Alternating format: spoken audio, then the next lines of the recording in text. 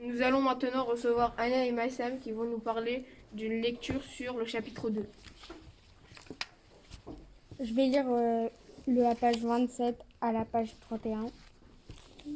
Il est vrai que messieurs les mariniers, en faisant descendre les voiles et en abordant les pauvres navires marchands, leur disent ordinairement qu'il y a longtemps qu'à cause des tempêtes et des calmes, ils ne peuvent aborder les terres ni ports et sont sur mer en grande nécessité de vivre, et les prient contre argent de les assister. Mais si sous ce prétexte, ils peuvent mettre le pied à bord de leurs voisins, ne demandez pas si c'est pour empêcher le vaisseau d'aller par le fond qu'ils le déchargent de tout ce qui leur semble bon et beau.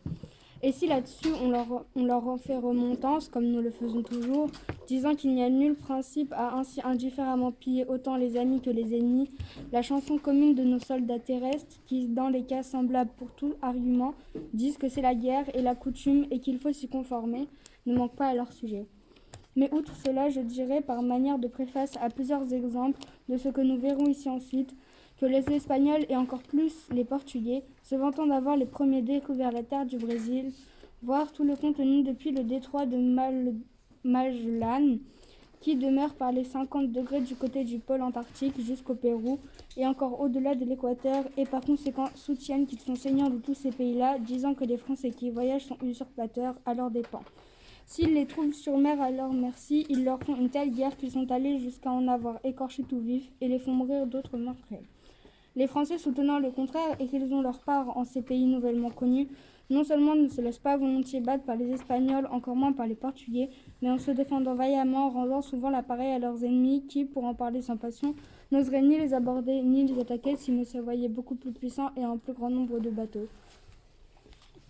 En gros, ça veut dire que au début, s'il y a une tempête, le bateau il peut pas aborder les terres, mais s'il n'y a pas de vent, le bateau il reste en mer. Et du coup, ils ont besoin de vivre. Et il y a des gens qui les aident contre de l'argent, mais en même temps, ils pillent leur bateau. Et les Français, ils reprochent aux Espagnols et aux Portugais qui, eux, ont découvert la terre du Brésil, de garder tout et de ne pas vouloir donner une partie du territoire aux Français. Et du coup, ils se font la guerre quand ils se croisent.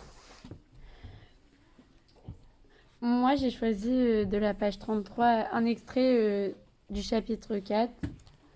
Or, nous côtoyons alors la barbarie habitée des morts.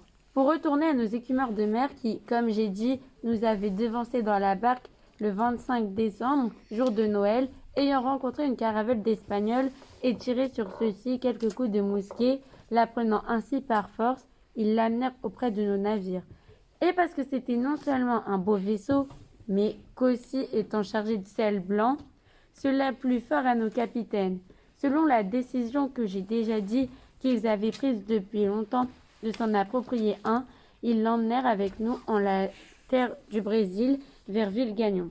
Il est vrai qu'on tint promesse aux Portugais qui avaient fait cette prise en lui rendant sa caravelle, mais nos mariniers, qu'ils furent cruels ici, ayant mis tous les Espagnols dépossédés de leur pêle-mêle parmi les Portugais, non seulement ne laissèrent morceaux de biscuits ni d'autres vivres à ces pauvres gens, mais qui pillaient, leur déchirèrent leurs voiles et même ôtèrent leurs petits bateaux, sans lesquels toutefois ils ne pouvaient approcher ni arborer terre.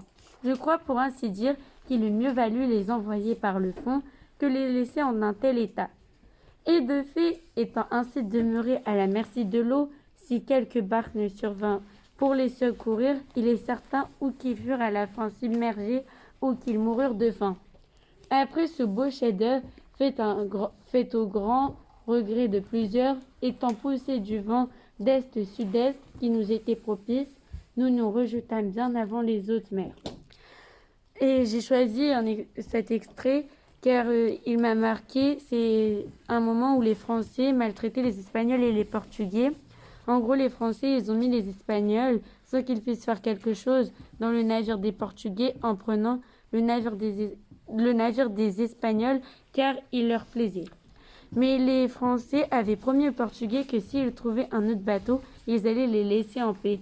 Mais ces derniers ont omis de dire qu'ils allaient leur couper les voiles, les laissant seuls avec les Espagnols sans nourriture.